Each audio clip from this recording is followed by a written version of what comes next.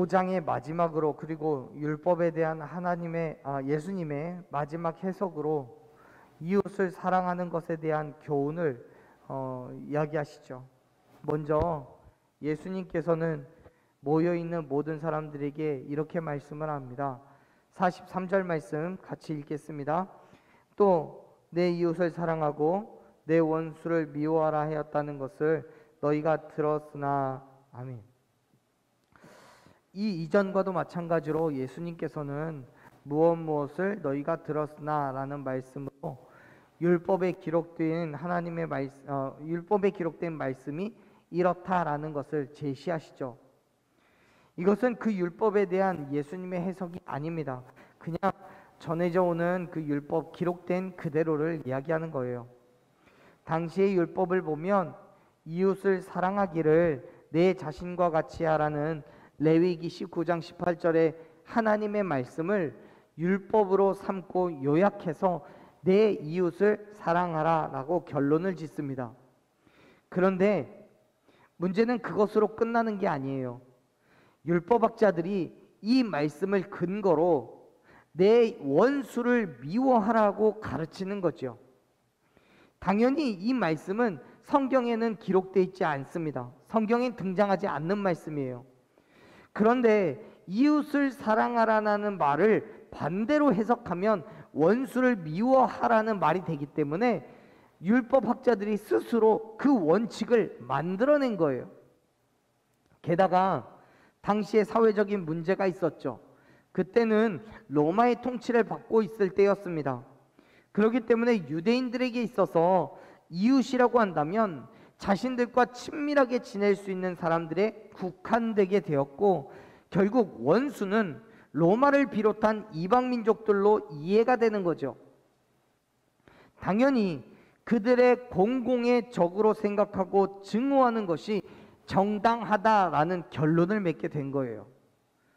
지금 43절에서 말씀하고 있는 것, 이웃을 사랑하라는 건 내 민족, 나랑 친한 사람, 내 친구, 내 가족을 사랑하라는 것으로 마무리가 되는 것이고, 원수를 미워하라는 내가 미워하는 사람, 나에게 잘못한 사람, 더 나아가서 이스라엘 민족이 아닌 이방 민족 로마 사람들에게로 확장되어져 가고 있었습니다. 유대인들은 하나님의 말씀을 이용해서 자신들의 주장을 정당화시켰고, 그 일을 위하여 하나님의 말씀을 서슴없이 확대 해석하는 오류를 범하게 된 거죠. 그러한 유대인들의 사고방식에 예수님께서 이웃 사랑의 새로운 기준을 제시하십니다. 이렇게 말씀하신 거예요. 44절 말씀 같이 읽겠습니다. 나는 너희에게 이르노니 너희 원수를 사랑하며 너희를 박해하는 자를 위하여 기도하라. 아멘. 예수님은 원수를 사랑하라는 굉장히 말도 되지 않는 요구를 합니다. 유대인들이 43절에서 원수를 미워하라고 말하는 것은 그들을 사랑할 수 없기 때문이에요. 만일 예수님의 명령이 아니더라도 쉽게 원수를 사랑할 수 있다면 반대로 그들을 미워하는 일이 어려울 거예요. 그렇다면 정말 원수를 미워하라는 강제적인 율법을 만들어서라도 그렇게 해야만 했겠죠. 하지만 지금은 그런 상황이 아니에요. 왜냐하면 인간은 본래 원수를 사랑할 수가 없기 때문이에요. 그 말을 반대로 말하면 원수를 사랑하는 그 일이 명령이 되어야 된다는 거예요. 특별히 44절에서 언급하고 있는 것처럼 우리를 박해하는 자들을 위해서 우리가 어떻게 기도할 수 있겠습니까? 박해를 뜻하는 헬라어 단어는 쫓아내다라는 의미를 가지고 있습니다. 즉 자신들의 사회 공동체에서, 가족 공동체에서, 또 직장 공동체에서 어디서든 쫓아내는 거예요.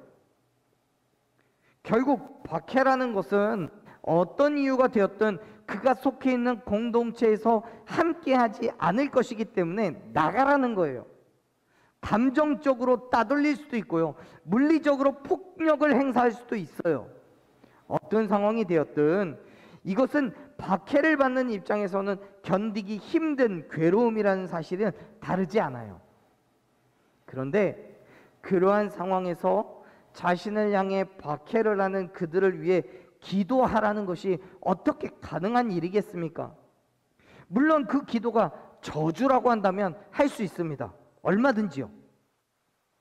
그런데 지금 성경은 그 기도가 저주가 아니라 사랑을 기반으로 한 거라고 분명하게 언급하고 있습니다. 즉 박해하는 자들을 향해서 사랑함으로 기도하라는 거예요. 여러분, 말씀 속에서 이 사랑하며라는 단어는 헬라어로 아가파테라고 합니다. 이 단어는 아가파오라는 단어가 형태의 변형을 일으킨 단어예요. 근데 이 아가파오는 우리가 너무나 잘 아는 아가페라는 단어로 바뀐 형태도 가지고 있습니다.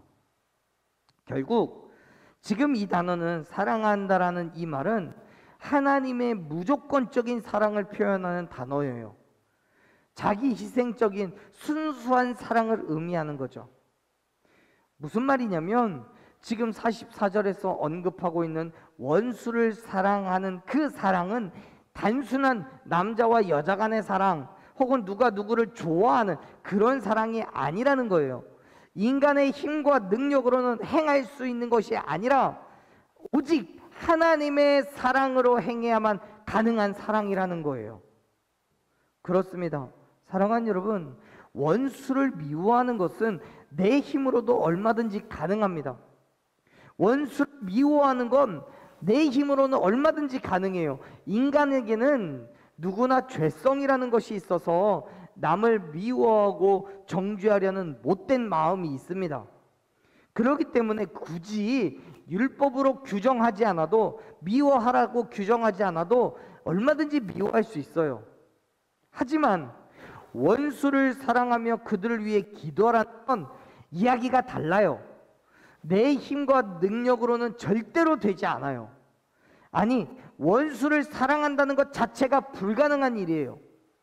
그럼에도 불구하고 예수님께서는 그 일을 행해야 한다라고 말씀해요. 왜요? 그리스도인이니까요. 내가 그리스도인이니까요. 예수 그리스도의 죽으심과 부활하심을 믿는 사람들이기 때문에 행할 수 있는, 아니 행해야만 하는 일이라는 사실을 믿으시길 바랍니다. 내 힘과 능력으로는 절대적으로 불가능한 그 일이 예수 그리스도를 믿음으로써 가능해지는 거예요. 어떻게요? 성령 하나님의 역사하심을 믿기 때문에요. 우리가 원수를 사랑하는 것은 하나님의 사랑으로 사랑하는 거예요. 박해하는 자를 위해서 기도하는 것도 하나님의 지극히 선하심을 따라 행하는 일이라는 사실을 여러분 믿으시길 바랍니다. 즉 하나님이 아니고서는 할 수 없는 그 일이 바로 원수를 사랑하고 박해하는 자를 위하여 기도하는 거예요. 우리가 그러한 믿음의 행함으로 살아갈 때 비로소 세상은 우리를 향해 진짜 그리스도인이라고 인정하게 되는 거죠. 하나님께서 우리에게 보여주신 그 사랑 그대로를 우리가 드러낸 것이니까요. 보세요. 예수님께서 이렇게 말씀을 하셔요. 45절 말씀 한번 읽어보겠습니다. 45절 같이 읽죠. 시작. 이같이 한즉 하늘에 계신 너희 아버지의 아들이 되리니 이는 하나님이 그 해를 악인과 선인에게 비추시며 비를 의로운 자와 불의한 자에게 내어주심이라. 아멘. 45절의 처음은 이같이 한즉이라고 시작합니다. 그것은 앞에 있는 44절과 같이 한다는 거예요.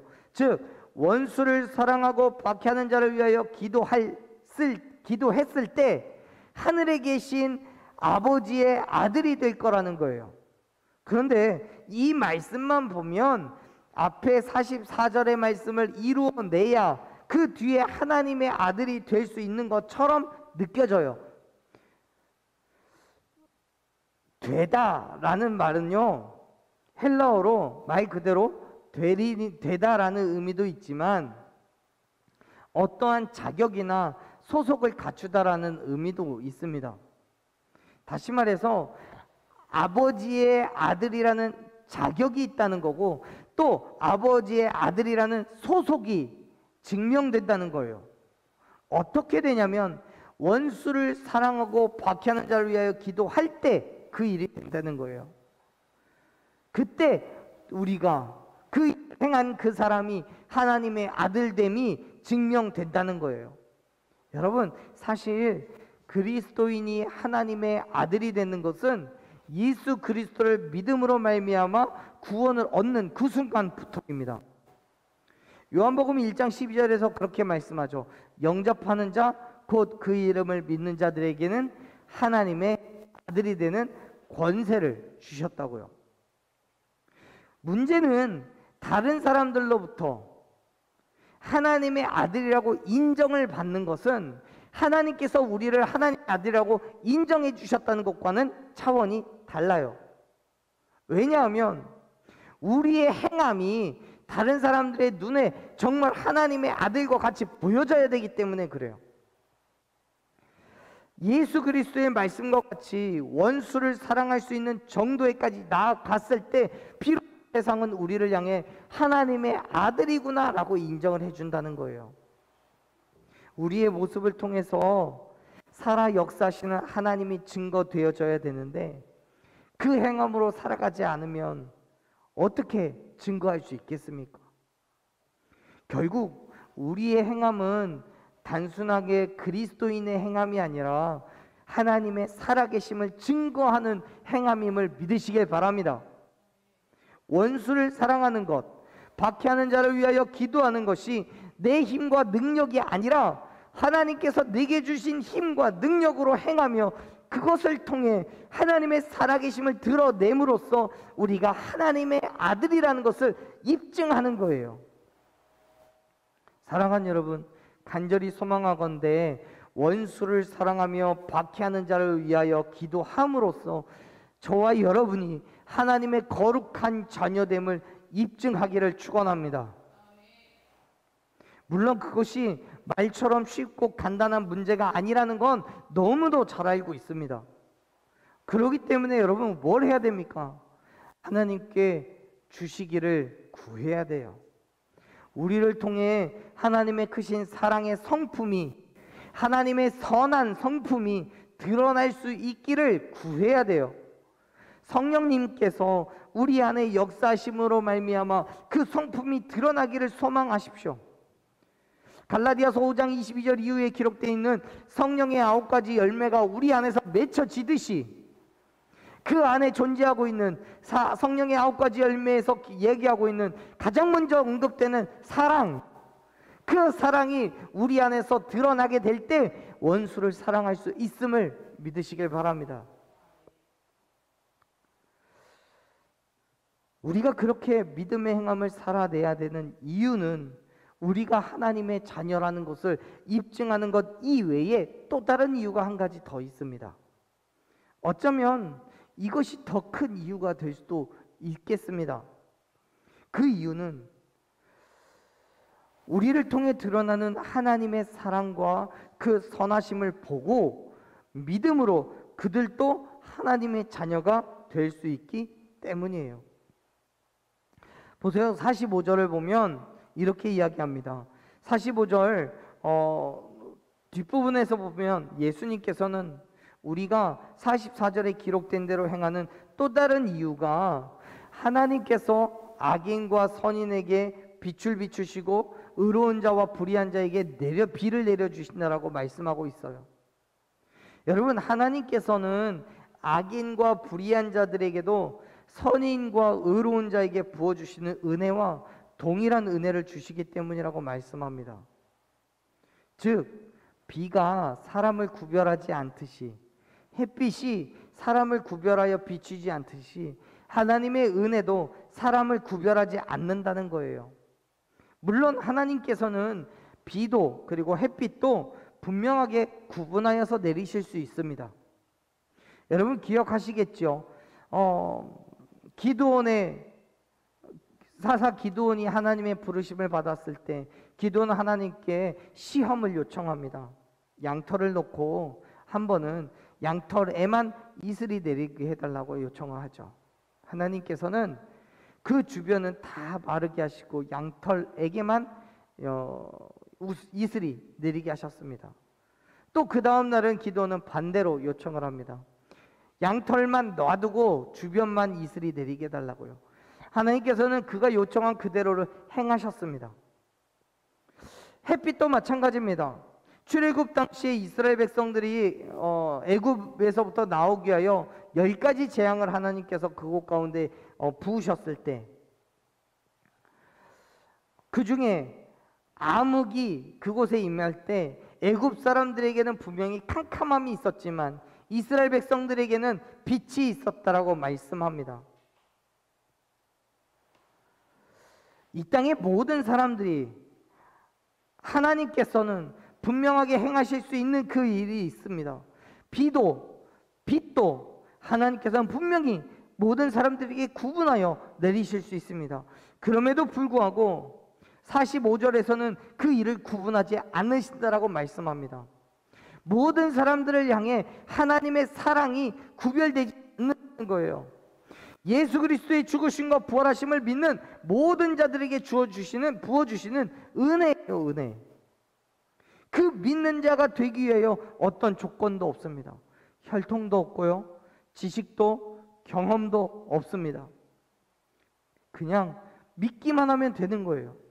지금 성경은 그 믿기만 하면 되는 그 일이 원수를 사랑하는 저와 여러분, 박해하는 자를 위하여 기도하는 저와 여러분을 통하여서 증거되고 있다는 사실을 믿으시길 바랍니다.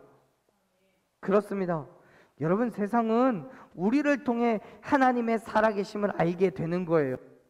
이 땅을 향한 하나님의 사랑과 그의 선함을 저와 여러분을 통해서 알게 되는 거예요. 그리고 그들에게도 분명하고도 확실한 믿음이 생김으로 말미암아 예수 그리스도의 죽으심과 부활하심을 알고 믿게 될 줄로 믿습니다. 그 모든 일들이 하나님의 사랑을, 하나님의 선함을 세상 가운데 드러내는 저와 여러분, 우리 교회를 통하여서 이루어지는 일임을 여러분 믿으시길 바랍니다. 그렇기 때문에 원수를 사랑하고 박해하는 자를 위해서 기도해야 되는 거예요. 내 안에 그러한 하나님의 사랑과 긍휼하심이 있기를 여러분 간구하십시오. 내가 할 수 없는 그 일을 하나님께서 내게 역사하심으로 말미암아 이루어 내실 것을 믿으시길 바랍니다. 따지고 보면 여러분, 세상의 사람들도요, 이웃 사랑합니다. 그리고 때로는 이웃을 위해 기도도 합니다. 그런데 그들이 그렇게 사랑하고 기도하는 대상은 자신들에게 유익이 있는 사람, 내가 사랑할 수 있는 사람에게로 한정되어 있습니다. 예수님께서 말씀하시죠. 46절 47절 보면 당시의 유대인들에게 있어서 죄인이라고 취급당하던 두 그룹을 예를 들어 말씀하십니다. 한번 읽어보죠. 46절 47절 읽습니다. 너희가 너희를 사랑하는 자를 사랑하면 무슨 상이 있으리요? 세리도 이같이 아니하느냐? 또 너희가 너희 형제에게만 무난하면 남보다 더하는 것이 무엇이냐? 이방인들도 이같이 아니하느냐? 아멘. 말씀을 이해하자면 세리도 자신을 사랑하는 자를 사랑한다는 거예요. 이방인들도 자기와 같은 민족이라면 기쁨과 즐거움으로 인사를 나누고 교제한다는 거예요. 누구라도 자기에게 유익이 있는 사람을 멀리하고 나를 사랑하는 사람을 미워할 사람은 없어요. 정상적인 상황이라면요. 그런데 세리도 이방인도 얼마든지 사랑할 수 있고 무난할 수 있는 그것을 그리스도인이라는 사람들이 그들과 동일하게 그리스도인들끼리만 사랑하고 그리스도인들끼리만 무난한다면 세리든 이방인들하고 뭐가 다를 게 있냐는 거예요. 여러분, 그리스도인이 세상의 사람들과 구별된 사람이라는 것은 그들이 행하는 그 행함을 따르지 않기 때문인 거죠. 그들과 동일한 삶이 아니라 분명하게 다른 삶을 살아야 되는 거예요. 그런데 그것이 단순하게 주일날 교회 가는 것으로 또 예배하는 것으로 대비될 뿐이고 그들의 삶이 여전히 세상 사람들과 똑같다면 그것은 오히려 하나님의 영광을 가리는 것임을 믿으시길 바랍니다. 사랑하는 여러분, 하나님의 역사하심을 따라 살아가십시오. 하나님께서 저와 여러분에게 보여주신 그 행함 그대로 결단하십시오. 하나님께서는 내가 거룩하니 너희도 거룩하라라고 말씀하셨습니다. 고린도전서 11장 1절에서 바울은 자신이 그리스도를 본받았다라고 고백합니다. 그와 동일하게 예수님께서는 이렇게 말씀하시죠. 48절 말씀 마지막 읽습니다. 그러므로 하늘에 계신 너희 아버지의 온전하심과 같이 너희도 온전하라. 아멘. 사랑하는 여러분, 그리스도인의 삶의 모습은 하나님의 온전하심을 따라 온전함으로 살아가야 함을 믿으시길 바랍니다. 말씀에서 온전하다라는 말은 헬라어로 충분한, 완전히 성장한 이런 의미를 가지고 있습니다. 즉 그리스도인으로서의 삶이 충분하다는 거예요. 완전히 그리스도인으로서 성장했다는 거예요. 물론 인간이 하나님 앞에서 충분하면 뭐가 얼마나 충분하겠습니까? 성장을 했으면 뭘 얼마나 성장했겠습니까? 결코 하나님 앞에서는 우리가 완전할 수 없죠. 그러나 도덕적이거나 윤리적인 측면에서 우리의 행함이 완전한 것이 아니라 하나님과 관계에서의 완전함이라는 것을 여러분 기억하시기 바랍니다. 다시 말해서 하나님의 완전한 통치를 받으며 하나님께 전적으로 복종함으로써 예수 그리스도와 같이 그리스도인 된 삶을 살아가라는 거예요. 하나님의 도우심을 구하며 하나님의 역사하심을 따라 저와 여러분의 삶을 통해 하나님의 사랑이 이 땅에 드러남으로써 이웃을 내 몸과 같이 사랑하는 것이 곧 하나님의 완전하심과 같이 우리도 온전한 삶으로 살아가는 거라는 거죠. 사랑하는 여러분, 마지못해서 외식적으로 행하는 율법이 아니라 하나님께서 저와 여러분에게 보여주신 그 사랑하심으로, 그 긍휼하심으로 이웃을 내 몸과 같이 사랑하는 저와 여러분 되기를 간절히 축원합니다. 나를 박해하는 자를 위하여 긍휼히 여기며 기도할 수 있는 저와 여러분 되기를 간절히 축원합니다. 이미 저와 여러분은 그 사랑과 그 긍휼함을 받은 사람들이잖아요. 나를 향한 무조건적인 사랑, 그 아가페의 사랑을 경험했잖아요. 어떻게 해요? 하나님께서 독생자 아들 예수 그리스도를 우리를 위하여 이 땅에 보내주심으로 말미암아 그가 십자가에서 죽으시고 부활하신 그 사실을 믿음으로써 우리가 구원함을 얻었다는 그 사실이요. 그게 우리에게 보여주신 하나님의 긍휼하심이고 우리에게 보여주신 하나님의 사랑하심인 거예요. 사랑하는 여러분, 그 그리스도 나를 위하여 죽으시고 부활하신 그 예수 그리스도를 믿음으로 말미암아 내 안에 예수 그리스도의 사랑과 그의 긍휼하심을 품는 저와 여러분 되기를 간절히 축원합니다. 그렇게 이웃을 위해, 박해하는 자들을 위해 온전한 그리스도인의 삶을 살아가는 저와 여러분이 우리 교회의 모든 지체들이 되기를 간절히 축원합니다.